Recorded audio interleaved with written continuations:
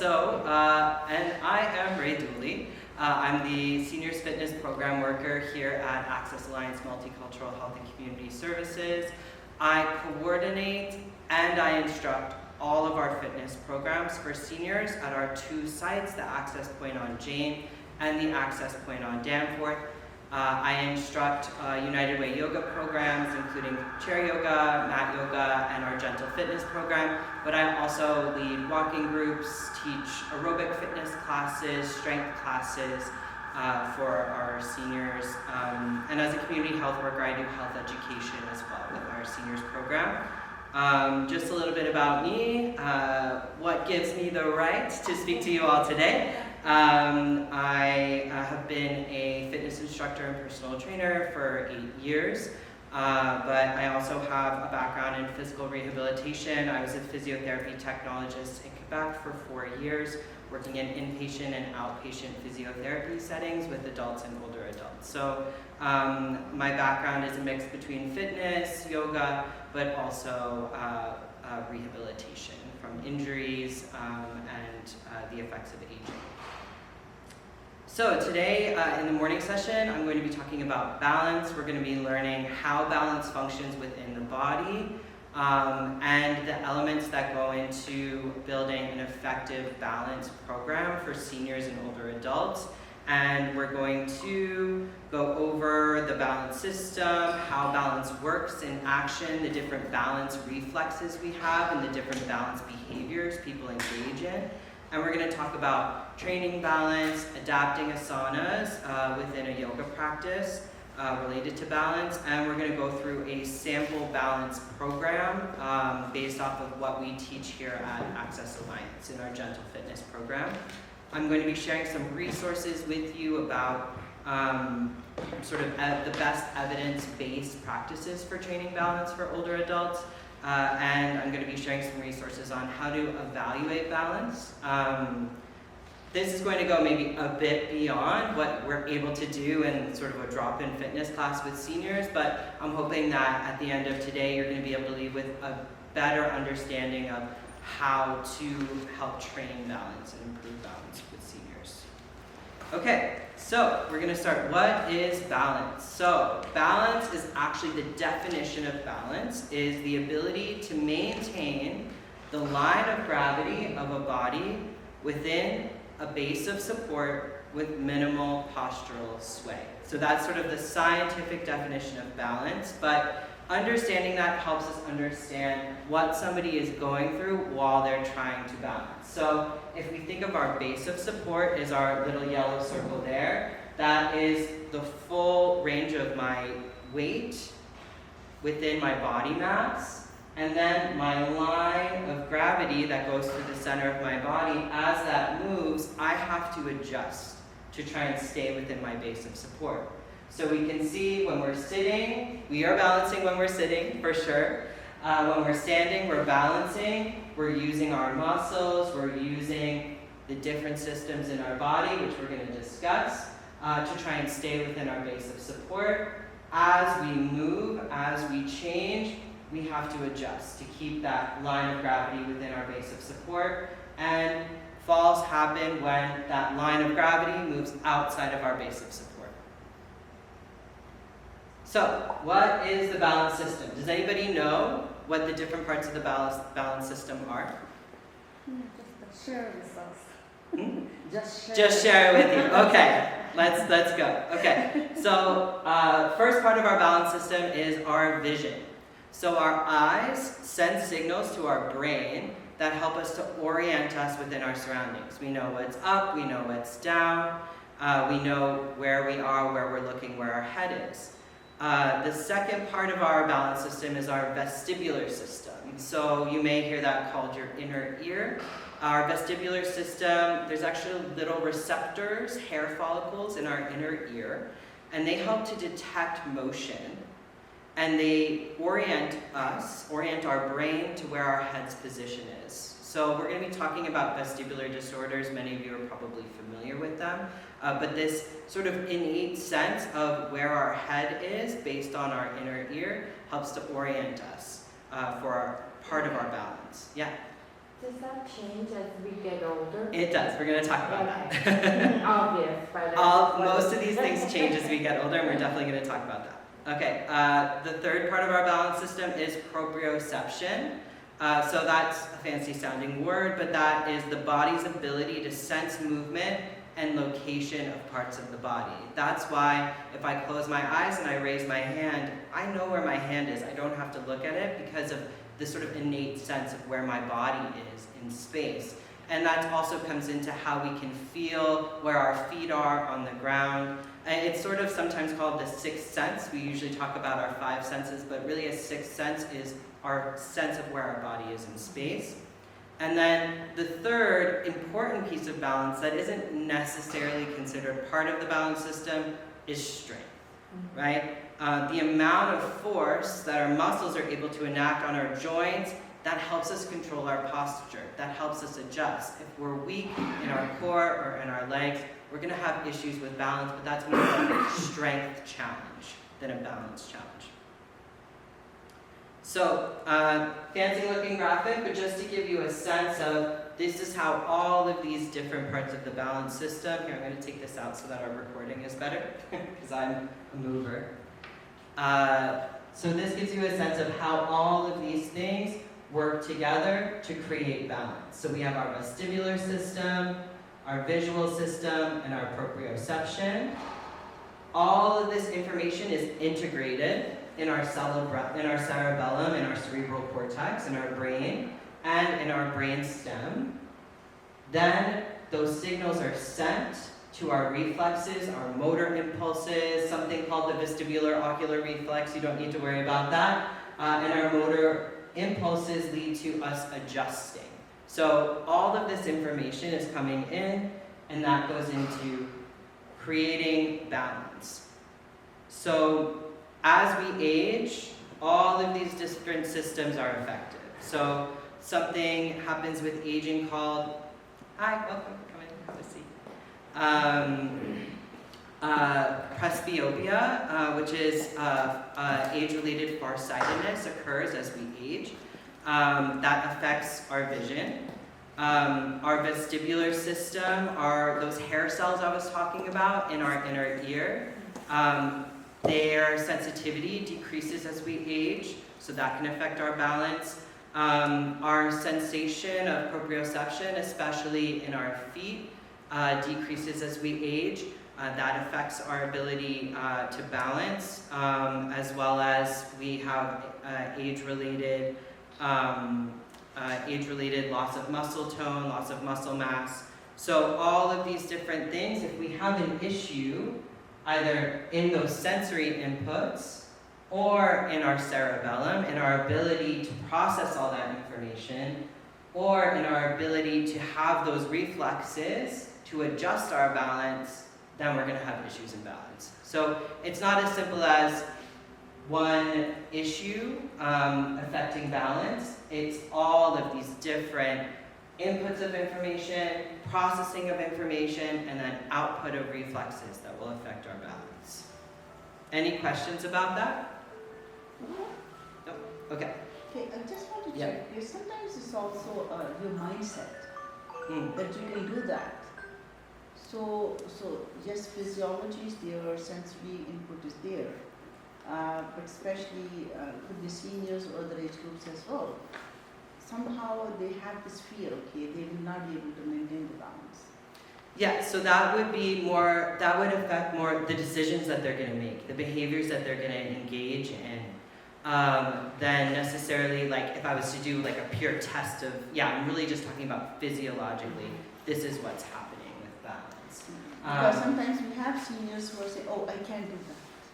Yes, that's more of, a fear, that's more of a challenge for us as instructors to work on our motivation, education. We're going to be talking about education as a big part of balance. It's not just do these exercises, it's helping the seniors who attend our programs understand how their balance is working, understand as they do different types of exercises, what's going to be, what their limits are, and then encourage them to meet those limits and expand their capacity instead of completely avoiding challenging themselves, right? No, that's a good point.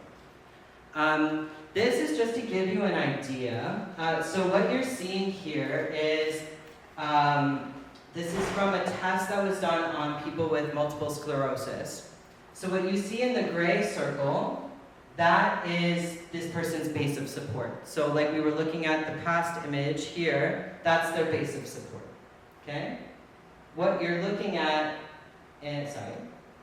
what you're looking at with the black line, that's like if I had a pen on the ground and every time my line of gravity moved, it would be like drawing on a piece of paper, like a plumb line, okay? So this gives you a sense of, even when I'm standing still, my body is moving and adjusting constantly. It's called postural sway. So every time I'm standing still, I'm never fully and completely still. There's always little adjustments going in. Balance is a very active process, even when you're standing still. So the person on the top, that's our control group. So that's somebody who doesn't have multiple sclerosis. This is their balance when their eyes are open. And on the right here, this is their balance when their eyes are closed. So you see that when their eyes are closed, we take out one part of the balance system. Their sway goes a little bit bigger. And then you can see with somebody with multiple sclerosis, so that's actually affecting their central nervous system and their muscles, everything. They have way more sway when they're standing with their eyes open, and when their eyes are closed, that shows you how much they're relying on their vision to compensate for their balance. So we're always compensating, right? As humans, we're always compensating. We can have an illness, we can have a limitation, and we're so adaptive, that's what's so amazing about us, that we can adjust and make and find our balance, even if we have multiple sclerosis. But once you take the vision out, it's so much harder for them to balance. They have to rely on those other systems that are impacted by the multiple sclerosis. Just to give you a sense of, some people say, well, I don't have to worry about balance, I'm sitting down. You are balancing when you're sitting down, you're balancing when you're standing. We just have to understand that it's a constant process of all of these different systems that are working together. Okay, so when we're balancing, especially when we're performing different asanas, we are always manipulating our center of gravity by adjusting our limbs, shifting our weight, expanding our base of support. So we're going to go through different asanas later, but just to give you a sense of when I'm doing even just like a basic triangle pose here, I'm shifting my weight to keep my balance. When I'm on one foot, I have a smaller base of support, I have to do more adjustments. When I have both feet close together, that's a smaller base of support, but somebody, especially a senior, may adjust by separating their feet to make a bigger base of support. So we're always adjusting, especially as we move through our yoga practice from asana to asana. We're always adjusting our base of support and our line of gravity. And we can use our limbs to help us balance as well. So we're going to be talking about that. Okay, so there's sort of different balance behaviors, balance reflexes that we can see in action, and there are 6 that we're going to go over today. So there's static balance, dynamic gait, reactive balance, anticipatory balance, sensory orientation, and dual task balance. And the reason that I'm talking about these 6 is because these are the 6 components of our balance training program in our gentle fitness classes at Access Alliance. So, for this part, if you want, you can put your bags to the side because I'm going to occasionally be asking you to get up and try out the different balance behaviors. Okay, so first up is static balance. So static balance is what we were looking at in our visual before. It's the act of balancing while in a fixed state. So I'm not moving. It can happen in sitting or standing, and it can be challenged mainly by reducing our base of support. So we're going to all try to hold a static pose, and we're going to adjust our poses to see how we can make them harder. Lift one hand, and if we lift the other hand. feel your feet on the ground. What do you notice? What if you put your hands out to the side? Anybody notice which one feels easier? Out to the side or up in the air? Fine. Out to the side. And then if we create space between our feet, that's a bigger base of support and it's much easier, right? And then in one of our, I forget whose class it was, but we talked about, obviously if I go up on my toes, that's a tinier base of support. So that's much more challenging. Okay, so that's our static balance in action. Also, we can do like our triangle, feet apart. I can bring my left hand down, right hand up. Some older adults, and even like young people, children, will have difficulty with is walking and turning their head to look both ways as they cross the street. Because inherently what we want to do is follow our eyes. So if you ever see young children play soccer, it's like they're running and then they look and then they go this way and they follow their eyes. So we're trying to keep our body moving in one way while our eyes, our vision, which is part of our balance system, is telling us a different thing. Yes? Yeah, if I may say so, I find some of the seniors, they have their head down because they are looking down to make sure that, the path is clear. Mm-hmm. And so, by doing that, then they tend to have their head down. Yes. And so, my suggestion for that is to keep their head up, of course, maintain posture, but what do you think of my suggestion? Keeping the eye downwards, but head up. Bringing the gaze down to make sure that the path is clear, but keeping that head in the right position, upright. Yeah. Is that, what do you think? I think that definitely helps when we're talking about like the vestibular system, right? Because Yes. if our head is down, we're Yes. getting different amounts of information.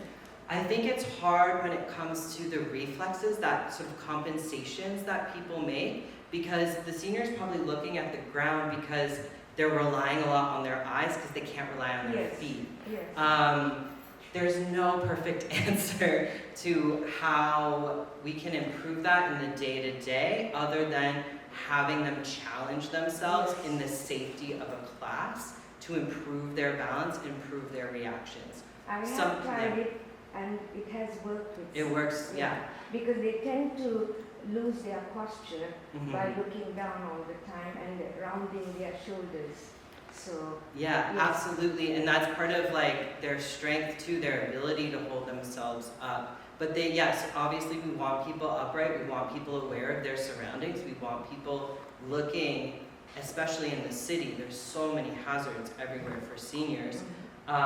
We absolutely, we want people to be upright as much as possible.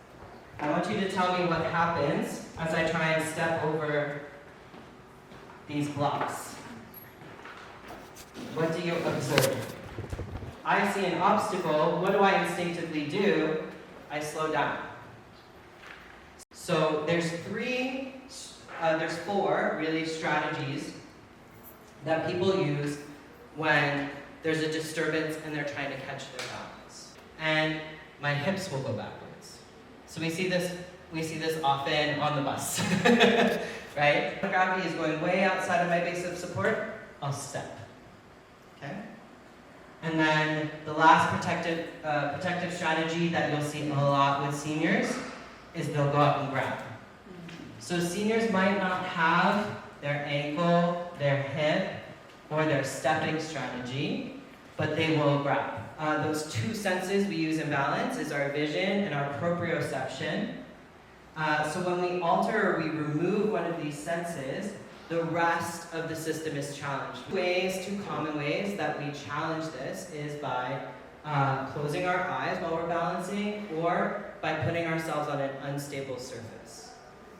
So this is a great way when you're working in classes to add a sensory element to your balance training.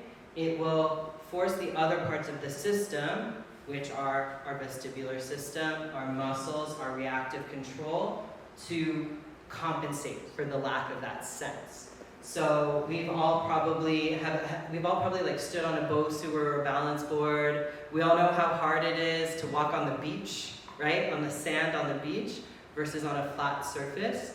I will have the seniors complain, oh, I can't go to the beach anymore because I can't walk on the sand.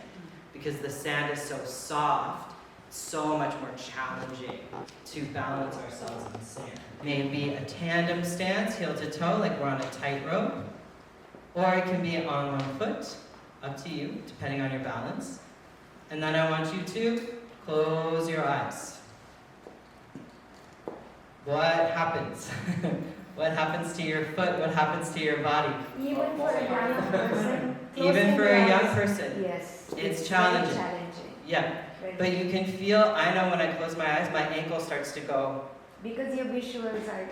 Yeah, because you're missing one part of your balance system. Okay? So just to give you a sense of, I actually have some seniors in class, I don't know why they always want to do this. Whenever we're doing like turns, they want to close their eyes. And I think it's because they get dizzy if they're seeing. But then once they close their eyes, it's much harder. So I'm always saying don't close your eyes until we're actually doing the exercise to close your eyes. I always tell the seniors whenever we're doing a balancing asana that they shouldn't look at me because I'm moving a little bit, right? So that they should look straight ahead, look at something stationary. Yes. We know this as yoga practitioners, ballerinas know this, right? That when you're spinning or when you're trying to balance, it's always helpful to keep yourself upright and look straight ahead. Here's this dual task balance. So balancing while also performing other focus-intensive tasks can be challenged if your balance system isn't functioning optimally. So what are some examples maybe of dual task balance? You're balancing and you're doing something else. Any ideas? Talking on the phone and walking. Talking on the phone and walking, yes, that could be something that might be easier for if our balance system is working well, but like I said, doing two things at once can be hard if we have issues. Yeah. Carrying groceries? Carrying groceries, so I have a jug of detergent in my right hand, so my weight is a bit heavier on this side, and I have bread in the other hand, you know? So carrying things, absolutely. I don't have my arms are out of the equation. I can't use them to help me react. Bending to pick something up? Bending to pick something up, yeah. So that's actually a common test. So like if a doctor or a physiotherapist or an occupational therapist is testing a senior's balance, I'm going to share some of these common tests with you later. That's a common test is, can you lean down, pick something up, and come back to standing? That's a huge indicator of somebody's fall risk. Cooking. I'm in the kitchen, I'm mixing, and then I'm turning and I'm grabbing something, and sometimes, you'll hear from older adults as we age, I can't do as many things at once. We kind of take for granted how we're multitasking. And then a common one is sports. So pickleball is getting popular amongst young people of all ages. And yeah, when I'm playing a sport, I'm trying to reach the ball, and I'm stepping, and I'm balancing is a very common dual task balance. And one common thing I will do with the seniors in class is we'll have to do a dual task exercise. So either they have to count backwards, spell their name backwards, or we'll do tongue twisters while they're trying to balance. And it's interesting, they'll be fine, they'll be nice and solid, but then once you ask them to do a tongue twister, they'll start to swim. So, just to go over again, when we're building a balance program for seniors, I'm always thinking about these different areas, my 3 parts of the balance system, that integration piece, and then the output piece. I'm going to go back to this really quickly. No, I'll just do it now. So we've already talked about a bit, but when we're adapting our asanas for different clients with reduced balance, there's lots of different strategies that we can use to make things more accessible. Something we never say in yoga is, oh, you can't do that, right? There's always a way to adapt something to make things accessible for others, and then also make them more challenging for our seniors who need a bit more of a challenge. If you're not challenging yourself, you're not improving, you're not getting better, right? That's really important, that we're also not just worrying about our regressions, making things more accessible, but we're also progressing our seniors. So our Tadasana, our mountain pose, we can always adjust the base of support. Feet apart is more accessible. Feet together is a bit more challenging. And then our most challenging is up on our toes and hands overhead. So you may have a client who can have their hands in hard space and up on their toes, but once their arms go up over their head, that's even more of a challenge for them. Sort of lose that ability to engage their core to help keep them upright. For our Vrksasana, our tree pose, obviously we can make the same adjustments. The standard progression of balance through our base of support is 2 feet close together, 1 step forward, heel to toe. I can do on 1 toe or on 1 foot. And it all comes down to all of those different things we were talking about, but mainly our strength and our base of support.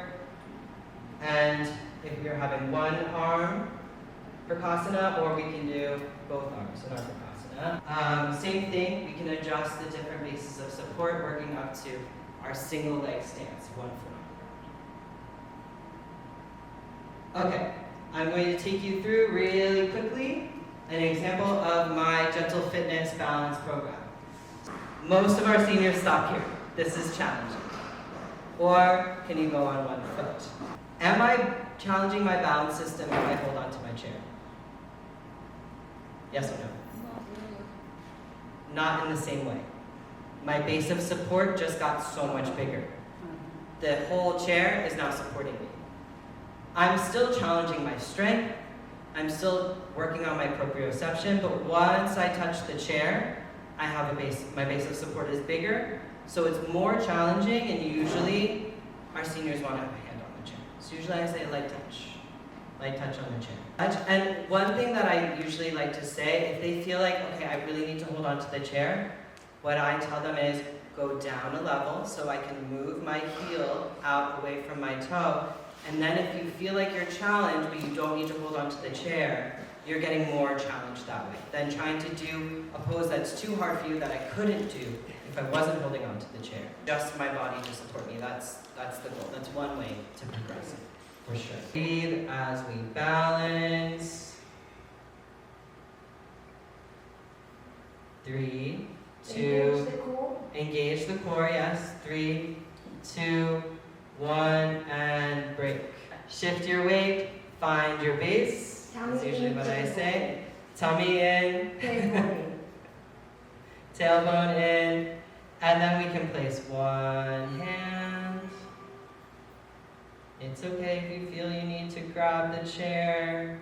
Keep a light touch, and can we do the other hand? Breathing, keep your tummy tight, face relaxed. And 3, 2, 1. So that's an example of a static balance. Then we usually move on to a static balance with head turns. So same thing, find your base. We can try the other leg this time. Shift your weight, 1 step forward, heel to toe, or on 1 foot, it's up to you. You have your chair in case you need it.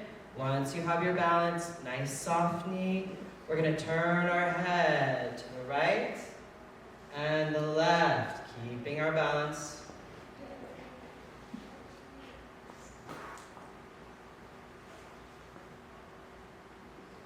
And break. So what happens when we turn our head? Whoa, that's a tough one. Okay, so usually I say, if I notice that people are struggling, okay, why don't you go down a level? Why don't you put your foot down? Why don't you step your foot out just a little bit and try it from there? We want it to be challenging, but not so challenging we can't even do it, right? Other exercises we will do is a forward reach. So this is training one of those reactive strategies we were talking about. Both feet, everybody, both feet close together. Both hands up. And we're going to reach forward, not down. Reach forward as far as you can. And come back to standing. So what happens to our ankles? What happens to our hips? Reaching forward and back to standing. Forward at your own pace. We're going to do 5 more. Reach. Reach.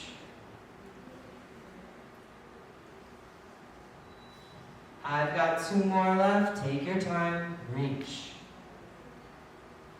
And reach. Nice job. So, usually I tell the seniors, lift one heel, then the other, if that's possible for you. We're lifting 2 inches. And what we don't want to see is this, right? So, lift and lower slowly. Lift and lower slowly. And that's mimicking the normal movements that we'll go through in climbing the stairs. The thing that we work on is 360-degree turns. These are very challenging for older adults. Some of the seniors, they're just like, nope, I'm not doing that. And that's okay. Usually, if you cannot do a 360-degree turn, what we work on is the head turns in balance, just to train the vestibular system. How we can progress a 360 turn. The hardest turn is narrow and fast. The turn can be easier if we make a bigger circle and we go slower. And then some of our seniors feel more comfortable walking around the chair, like musical chairs. This is another common test for balance in seniors. So the first handout, and the second. So the first handout is something called the Otago Exercise Program. So this is sort of a standardized balance program. I'm going to send you the link to the full program. This is an excerpt that was developed as part of a falls prevention group in New Zealand that has sort of become like an international standard because they showed that this very accessible training program that seniors can do at home or when they're in a community setting helps to significantly reduce the risk of falls. So you'll see things in there like walking on your heels, the infinity walk, and leg curls. The exercise program, research has shown there's 3 things that we need in a balanced program to help prevent falls in seniors. One is walking. Seniors have to walk. They should be walking, they should be active, and they should walk regularly. The second is strengthening, so especially strengthening the legs. So if the only thing you have time to strengthen is one part of the body, always with seniors, we strengthen the legs. And then the other aspect, the glutes, well, the lower extremities, yes. Not just the glutes, but yes, lower extremities, because actually another really important, we need our dorsiflexion. For seniors, they usually have lack dorsiflexion, so having that ability to lift your toes, navigate rugs, navigate lips, navigate steps, ice and snow, because we're in Toronto. And then also, having a strength program for your legs, and then the third piece of a good balance program for seniors is balance exercises. And then the other handout for you is just an example of a test that is done clinically and in fitness settings for seniors. It's called the Timed Up and Go test. Has anybody done this test before or seen this test performed before? This assesses based on a scale, based on how long it takes the senior to perform the test, what their risk of falls is. And so this standard test is the ability to stand up, walk 3 meters, turn around an object, come back to the chair, and sit down. So that's a very simple test. You can do it in most settings. And you'll see on the handout there's sort of a grid of how significant the fall risk is. I think if it takes seniors more than 13 seconds, then that's a sign that they are at a risk for falls. Okay, so that is my presentation on the basics of balance. In the afternoon, we're going to be talking about falls prevention, which is going to be less physiological and more like a holistic approach. And we're going to discuss some special considerations. And we're going to do a little activity. What do you do when you fall? And what do you do when somebody else falls? Because we need to protect ourselves as well. Okay, so 20 to 30% of seniors experience one or more falls a year in Canada. 85% of seniors' injury-related hospitalizations are caused by falls. So if you go into the hospital and you say, all the seniors that are here from an injury, raise your hand if it's because you fell, 85% of them, 4 and 5 of them will say it's because they fell. This is huge. This is a really big problem for hospitals and emergency rooms and obviously for the safety of our seniors.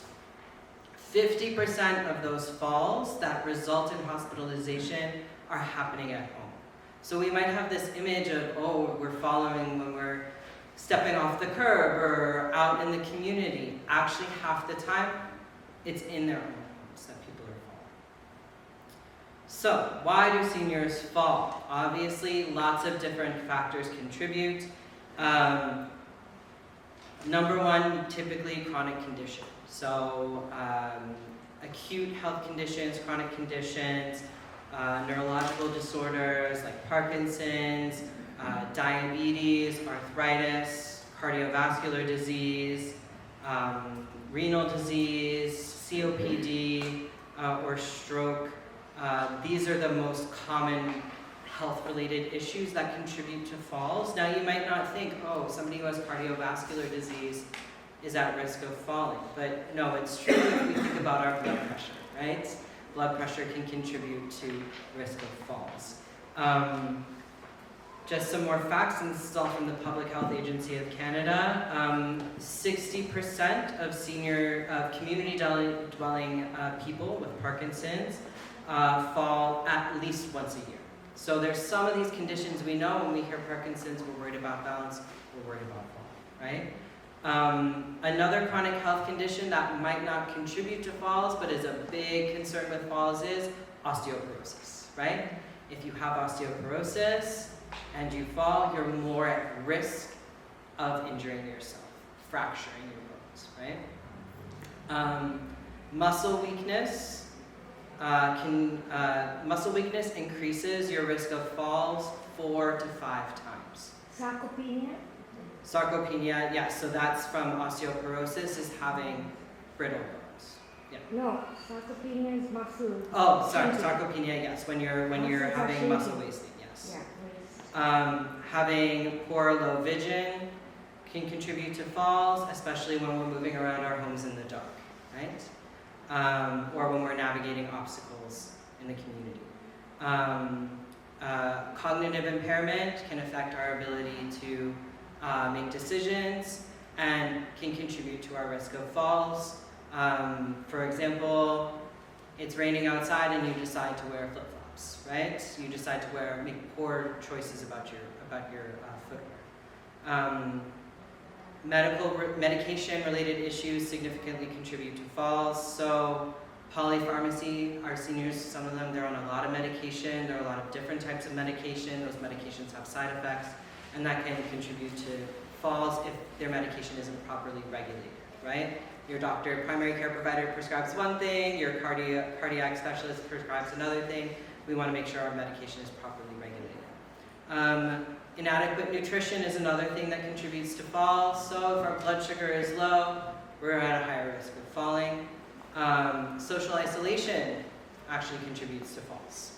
So there's been a strong association in research between isolation and fall risk. And of course, our built social environment. So the actual physical environment that we're in will contribute to the risk of falls if that environment has lots of hazards in it. So when we're thinking about preventing falls, and we're mostly talking about community-dwelling adults and seniors today because that is the population most of us are working with. It's a whole other strategy when we're talking about people who are in long-term care, right? And Uh, vertigo. Vertigo, yes, vertigo is a condition that would contribute to falls. And vertigo can be produced, vertigo is like a symptom that can be produced by lots of different health conditions. So the biggest red flag when we're assessing somebody's risk for falls is, have they had 2 or more falls in the past 12 months, or have they recently fallen?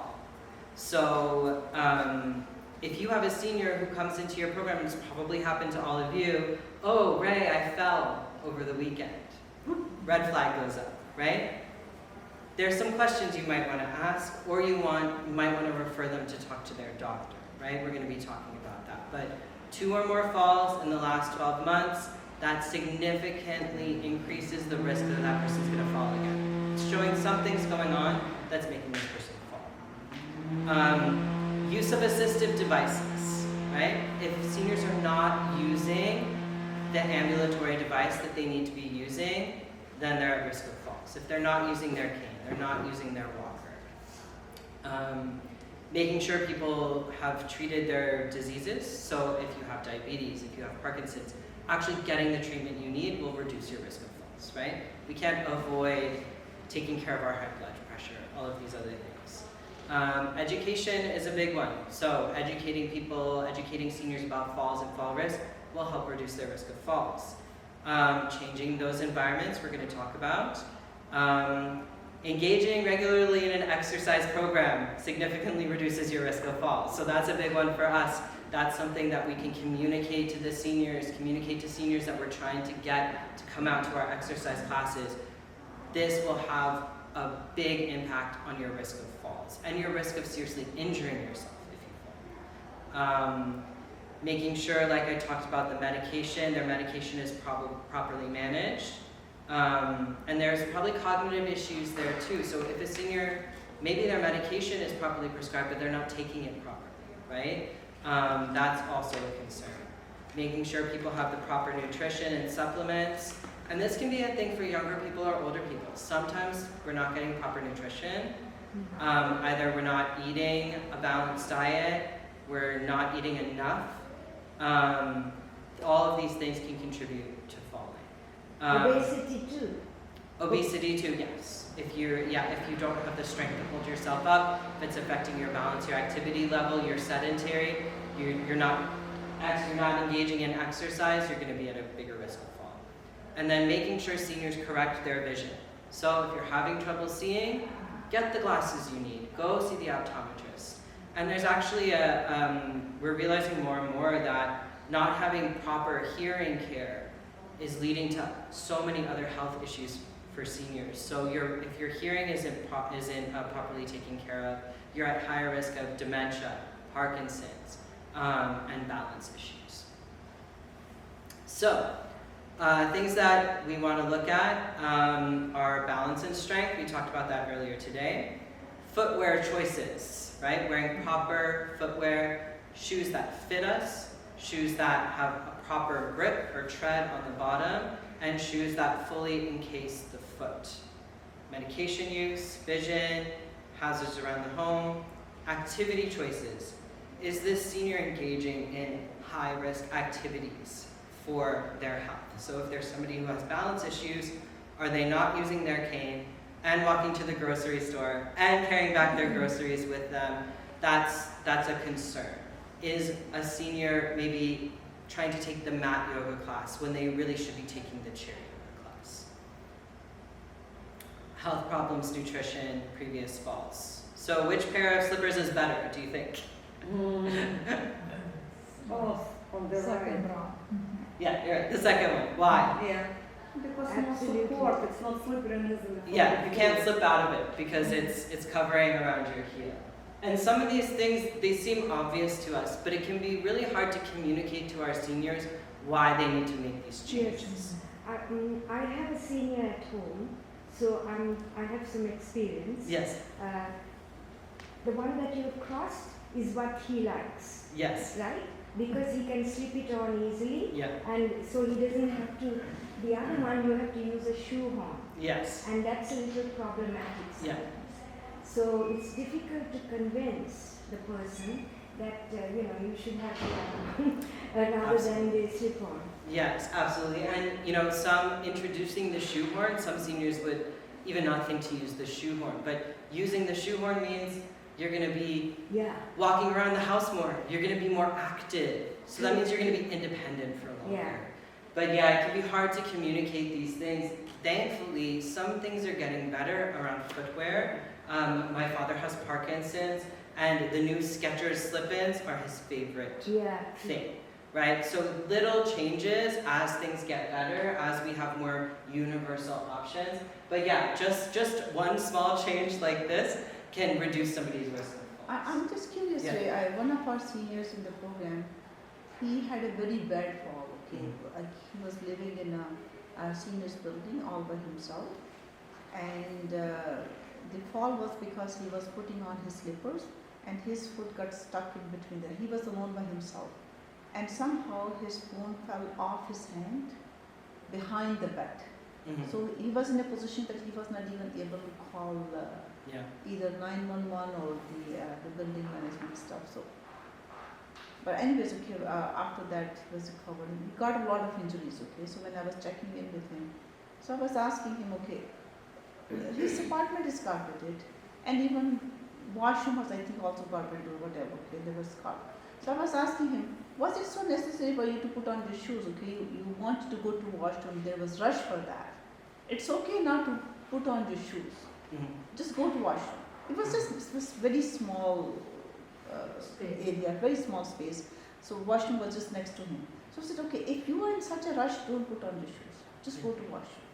So sometimes I think you cannot follow 1, 2, 3, 4 steps. This may be also saying people, it's okay if you don't have your shoes on, go to washroom and then deal with whatever you. And it's actually that nighttime urgency that a lot of seniors have to use the washroom. They're getting up every 2 hours, every hour in the night, every 3 hours in the night. It's dark. They feel there's a rush. They're trying to get to the washroom, and it's a question of dignity, right? You don't want to. You want to get to the washroom, right? So I understand, feeling that rush. Somebody who's having those types of issues, they can benefit from talking to their doctor and asking about, can I have an occupational therapist come to me?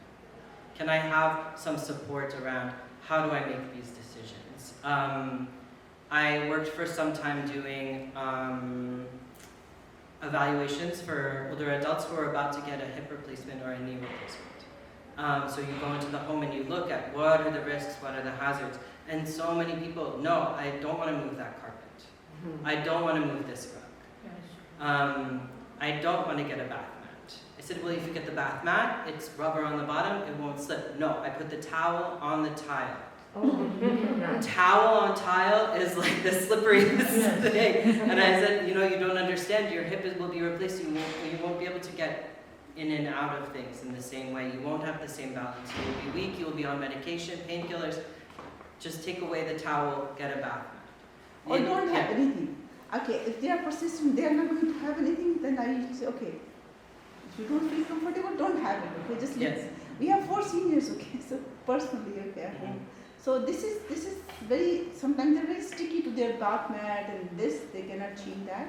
But in between slippers, okay, we had such a bad. Little changes, and if it doesn't hurt to scare people with the statistics, like it doesn't hurt to say, this is most of the reason that you will have to go to the hospital. I don't want you to go to the hospital. If you go to the hospital, do you want to be in the hospital? No. And even just then it won't matter because you won't be home to look at your bath mat or not, right? But it's about you want to positively influence people about their independence, right? It's about independence. That is what so many of our seniors are focused on. I want to stay home for as long as I can. I want to be independent for as long as I can. I don't want to rely on, nobody wants to rely on anybody, right? Quality of life. Yes, and having that dignity, that quality of life that's the first priority for them. So the best we can do is communicate these things and communicate it from with the data and give them the tools to assess for themselves, right? So we're going to be talking about that. One of the handouts is a self-assessment. Okay, so reducing falls in classes. Just a quick primer. Most of you already know this. But some environmental things we want to think about is having proper lighting in the class. Some of our seniors see well. Some of our seniors might have trouble seeing in low light. Cleanliness and spills. No water on the ground. I'm very strict when winter comes around. When it's raining out, you have to bring your shoes and change. You can't bring your wet boots. Never on my floor. That's how it goes, especially in our yoga classes when we're getting on the ground. Clutter is a big risk. So maybe while younger people might be able to take a yoga class that's all crowded, like on the bottom there, it's just not appropriate for our seniors. And also, a mat is essential. Mats are essential. Proper yoga On equipment. chair yoga, Yeah. I ask them to bring the mat. Yes, put the mat under the chair. Yes, Exactly. underneath the chair. Yeah. Keeping in mind, steps within your facility, rugs in your facility, furniture blocking entrances, all of these things are a risk for seniors. And ease of movement through the space is very important. Our classes are so in demand, right? But we have to limit attendance to appropriate levels because of safety. And I'm always telling this to the seniors. They just show up and they say, "What do you mean I can't come in? How can you not let me in?" And I'm like, "I'm so sorry, it's full," and it's a safety thing. It's not personal, it's safety. And sometimes us as instructors, we have to put our foot down. No, this is my room, I'm in charge, I need it to be safe. So in this room, how many will you have? In this room, typically I have no more than 14, 15 seniors. And that's for this room. Typically I sometimes teach just in the other room, and that's max 12. Because I need them to be able to all sit down and put their arms up to the sides. And with the chairs, so the chairs take up space as well. It's really, you have to decide what's appropriate for your space. And knowing who's attending the class. I have some seniors, they're coming in. I have 3 seniors with their rollator walkers. That has to be in the room close to them, right? So that affects the capacity of the room as well. Obviously, we have to educate our seniors. I don't allow a lot of very late arrivals because then my room is full of seniors, people are moving, people are focused on what they're doing, and then a senior will come in and I guarantee you she will want to come right to the front and she'll push through the whole crowd of everybody. So educating them about why you have to wait until it's your turn to come into class because we're balancing, we're seniors, we don't want to have any falls. I don't have my rules posted, but usually I post up my rules in the class, and one of the rules is I have my no wet boots, I have my respect, and I have arrive on time. Respecting medical advice. So encouraging our seniors to take their medication, to treat their health problems is going to reduce their risk of falls. And what about also getting the doctors go ahead to... Yes, making sure that they are cleared and it's appropriate for them to, so we're going to talk about that, appropriate for them to actually participate in the exercise class safely. And nutrition, so making sure that they don't come to our morning class not having eaten. Their blood sugar will be low and they'll be at higher risk of falling in class. And respecting their own personal limits, right? So doing things that are safe to them, not pushing themselves beyond their limit, that's going to increase the risk of falls. Okay, so special considerations. So I don't know if everybody has their participants fill out like a physical activity questionnaire, a PAR-Q. This is good standard practice when you have a new client coming in because then they'll report any problem health issues to you in advance and you'll be able to advise them on which class is most appropriate for them. And you'll also be able to have them sign a waiver that says that their doctor has cleared them for participation in a physical activity program. Because yes, exercise is good for everybody, but our programs may not be the most appropriate. Maybe they need to be seeing a professional for one-on-one if they have serious health issues. Things we want to look out for: history of vestibular disorders, concussions, traumatic brain injuries, and then something called BPPV, which is another vestibular disorder. Obviously a history of stroke, diabetes with a history of neuropathy in the feet or lower extremities. So we were talking about proprioception earlier, the ability to sense your foot and where you are on the ground. So if we have unmanaged diabetes especially, we can get neuropathy in our feet, less sensation in our feet. I don't know where my feet are. I can't balance and position myself as well. Recent surgery to their lower extremity, if they had a hip surgery, knee surgery, ankle or foot, wait until you recover and then come back to class. That's what I always say. Recent eye surgery, right? We're talking about vision as part of balance. Wait until you recover and then come back to class. What did the doctor say? Did the doctor say 6 weeks? Okay, after 6 weeks you can come back to class. And then many of them, they don't want to miss, this is their social time, right? So they say, no, I'll just come back. And I say, well, you can go to one of the other programs, but you can't come to our dance aerobics class yet. Not until your eyes are healed. Because what I tell the seniors is, I want you to fully heal and I want you to heal properly. I don't want you to get injured and then it'll take you even longer to heal and come back to class. If they ambulate with an assistive device, always keeping that in mind. Some of my seniors... What's that? Ambulation? Ambulation, so if you walk with a walker or a cane, making sure that they're using their device, they're using it properly. Sometimes I have, they don't need it all the time, but some of the seniors, maybe they'll come in with their walker because they're out in the community, they'll park it, and then they'll be walking around the space without their walker, and I just want to make sure I remind them, hey, do you need it when you're walking on, short distances? Just make sure that it's being used properly, and making sure that the other seniors are respecting their devices, right? We're not moving somebody's device away from them. We're keeping it nice and close to them. We never grabbing anybody's device without their permission. I didn't load it, did I? No, I didn't load it, but if you look up like most stock images of seniors with canes or walkers, I have no idea why, but most of them show another person holding onto it and guiding them. This is the worst thing you could do, right? It's an extension of their body, it's an extension of themselves. They need to be in control of it, right? So we do some assistive devices workshops with the seniors here as well, where we educate them about respecting other people's devices. And 1 device per person. Sometimes I see couples coming in, he has the cane and she's holding on to him. No, 1 device per person. If you both need the cane, then you should both have each your own cane. Because if one of you falls, both of you will. Knowing if the person has something called postural hypotension, so that means a drop in blood pressure based on whether you're upright or down low. What do we do sometimes in yoga? We get down and we come back up. If we have hypotension, our blood pressure is going to drop and we're going to fall. So being aware of these things, usually for those seniors, maybe physically they could do that, but I say that portion of the class you're going to do in the chair, and then if you feel comfortable getting slowly on the ground with me, you can do that for the second part of the class. And then of course any other neurological condition, Parkinson's, multiple sclerosis, and spinal conditions, like spondylosis.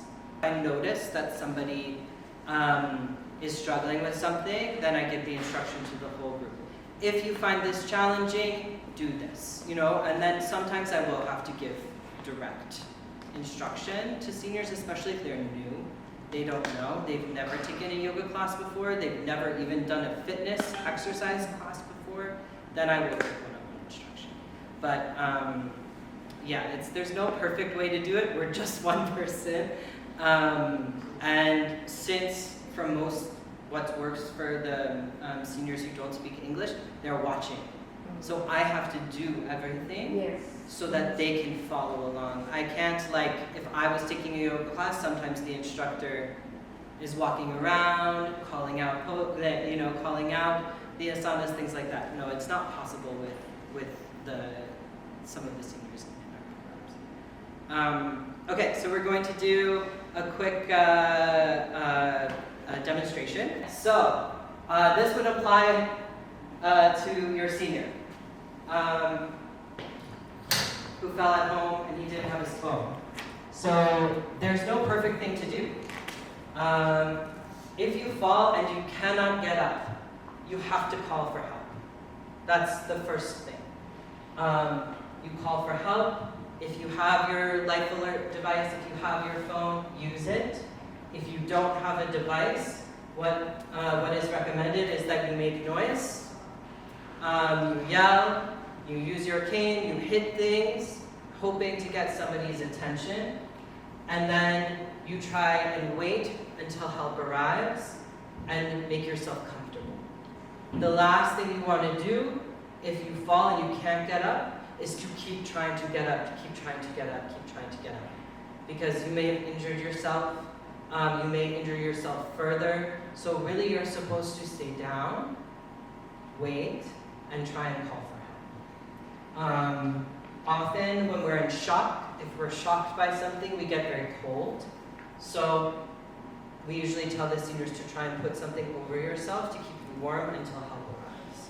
And try to move your joints slowly, and maybe as you wait, as you stay down, as you rest, you will start to feel better and you will be able to get up. But there's really no other recommendation other than this. You have to call for help, you have to get attention, and you have to make yourself comfortable and keep yourself warm. This is really the best that we can recommend. And then what do you do if you fall and you can get up? So I'm going to do a little demonstration. So say I've fallen. First, we want to stay calm. We want to move our body, make sure that we're not injured. Rolling onto my slide. And then bending my top leg, getting onto my hands and knees. I want to pull myself towards a chair or anything sturdy that I can use to help myself get up. I'm going to get in front of my chair.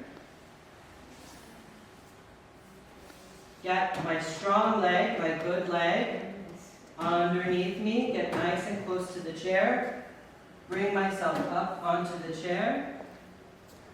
And then I'm going to stand up and turn and sit down. Thank you. This is the safe way to get up from falling down. Always want to use a chair or something to help you. We don't want to try and come up fast and go right into sitting. That is what we want to teach our seniors.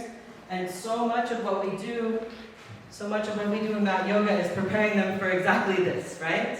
So it's very good.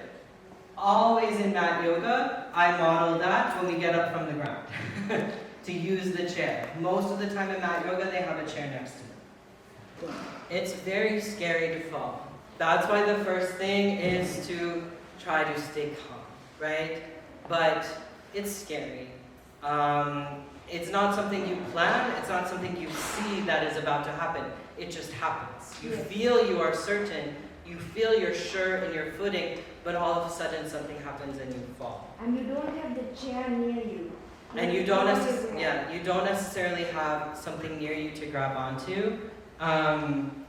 A lot of the places that the seniors fall at home, the washroom, in the shower, coming up from the toilet. Some seniors, it takes them a while to do their business on the toilet. Their legs become numb, uncomfortable, and then their legs are they're not as strong when they go to sit up, so they fall. Obviously in the shower, because it's slippery. In the kitchen, I did a falls prevention workshop, and some of my seniors, they were laughing. And I said, what? And they said, I'm bad. And I said, okay, what do you do? They said, in the kitchen I need something. I stand on the chair and I get up and I said, no. You need to bring all of that stuff down low. No more climbing on the chair. Even I can fall climbing on a chair in my kitchen. It has nothing to do with being a senior. We're not supposed to do it.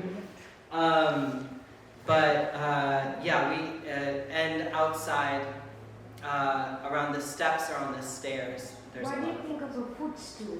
Just step on it? footstool, but it has to have something to hold on to, but also it depends on the person. If you have a vertigo condition or a history of concussion or TBI, once you get up high, you start to feel dizzy.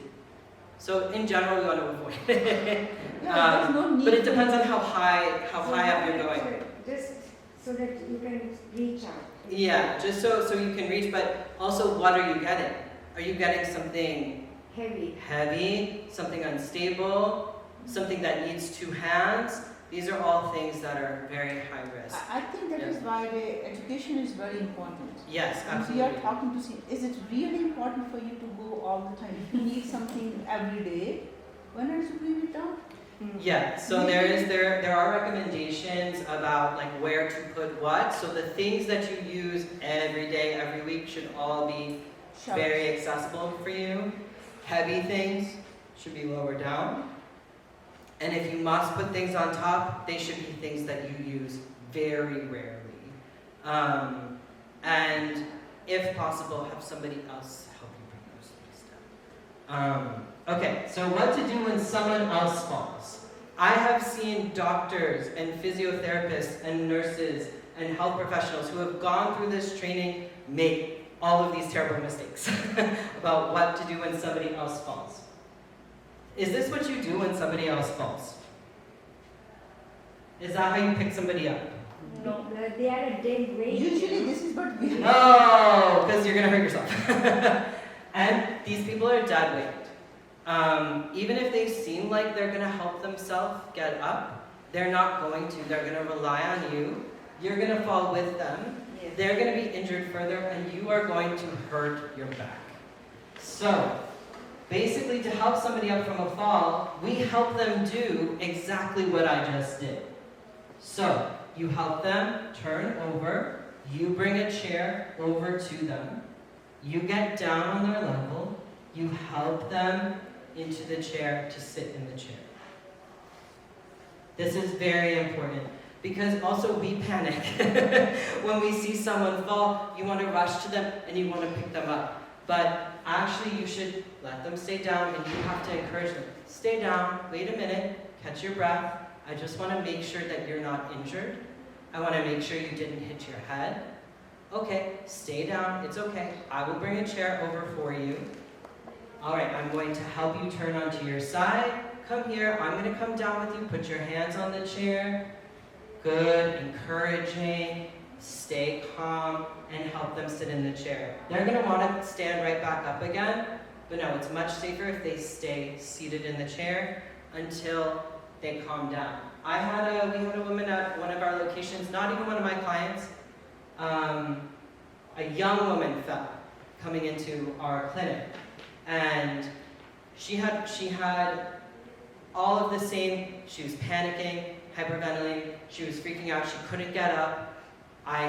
Same exact procedure. Make them sit down, make them catch their breath, and then they'll start to be able to tell you what they've injured if they've injured. So, after a fall, when do we want to see a doctor?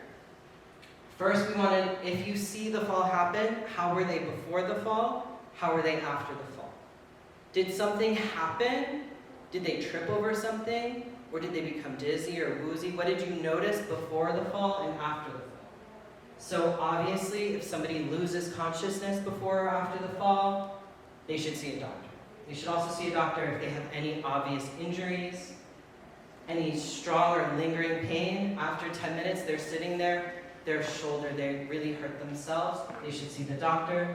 If they're very dizzy, if they're nauseous, especially if they hit their head. If somebody hits their head, like some of our seniors, they don't have the reflex to protect their head. Maybe just because their reflexes are slower. Overall weakness or unsteadiness, suddenly they're very weak, they can't get back up again, they're unsteady, they have a severe headache, they're having vision issues, or they become very drowsy. These are all sort of our big red flags of somebody needs to see a doctor. Regardless, if they fall, oh, I tripped over something, I'm okay, they seem all right. they should still let their doctor know. If they're over 65 and they fell, maybe let your doctor know that you had a fall. The doctor may say it's fine, but it's better to be safe and to know why. We want to know why you fell. Did you fall because you have a health problem that we don't know about? Did you fall because your medication needs to be adjusted? Because you're not getting proper nutrition? Or did you fall because you tripped over something like anybody else, right? Okay, so I also provided you with a home safety checklist. So on both of the forms, there's some home advice, but I really like this checklist from Simcoe Muskoka Health Authority, and it's just a little checklist you can go through and see what the hazards are in your home, because we said 50% of falls are happening in the home. And then you can go through and you can assess if your home needs to make any improvements, okay? There's also an online questionnaire that's at preventfalls.ca. I really recommend that you just go through and you look at this website, preventfalls.ca. They have so many resources on fall prevention. They have resources for professionals, resources for seniors. And there's a lot of these things that we're going to be thinking about. Some of our seniors can actually get funding to help them make these adaptations to their home. There used to be a program from the Canadian Mortgage and Housing Corporation that no longer exists. But March of Dimes has a program for home and vehicle adaptations to help people stay in their home. And then there are some rights of renters. So if our seniors are renting their apartments, they do have some rights under the Canadians with Disability laws to have adaptations made to their homes to make them safer. So it's good to just know about these things. Obviously, we're worried about washrooms. Do you have bars in your shower? Do you need a shower chair? Do you need a chair in your shower? Or grab bars? The grab bars, yeah. You should have one near the toilet as well, or elevated toilet seat with handles on the sides is really good for seniors. Carpets, so many people slip over the curled up edges of their carpets, so is that a risk that we need to adjust? Do we need to use some carpet tape to tape down the edges of the carpets? Adequate lighting, night lights in the hallway, especially from their room, their bed, to the washroom. Making sure that it's always well lit. Night lights. Also along the stairs, do they have stairs in their house that they have to go up and down at night? Making sure there's lights along the stairs. When I would visit seniors' homes, I saw this so much. Clutter. Clutter in the hallways. Clutter on the sides of the stairs, right? These are all tripping hazards.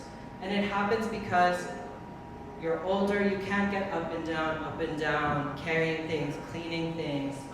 It's a real hazard.